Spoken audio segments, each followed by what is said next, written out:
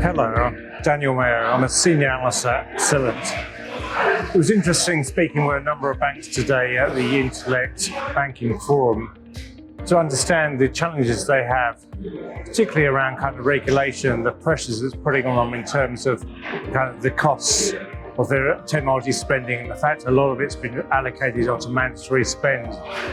The interesting takeout of it is a lot of banks are looking to kind of buy and kind of partner with people who can actually provide functionality rather than to kind of build.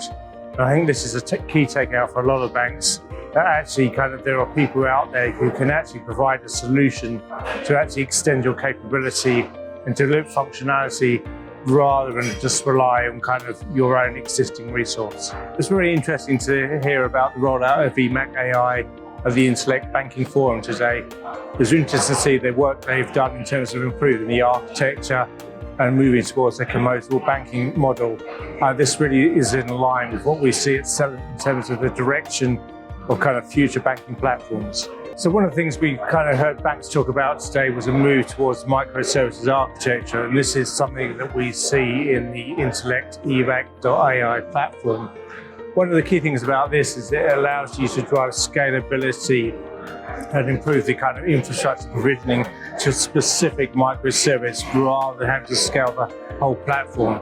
And this can drive a huge improvement both in the scalability of the platform, also the efficiency and the cost of running a platform. And moving towards this architecture is a key development in terms of the move towards cloud-native technologies. So speaking with a number of bankers, the key pain point that keeps coming up is the regulatory pressure that most banks are under.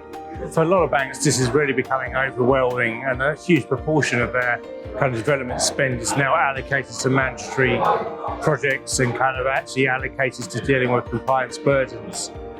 One of the interesting takeouts from this conference was that actually banks are looking towards external partners to actually allow them to drive and support innovation to actually move beyond this kind of compliance and regulatory trap that a lot of banks have got into now, and actually working with a third-party provider is an absolute good way to get a kind of functionality that you wouldn't be able to get otherwise.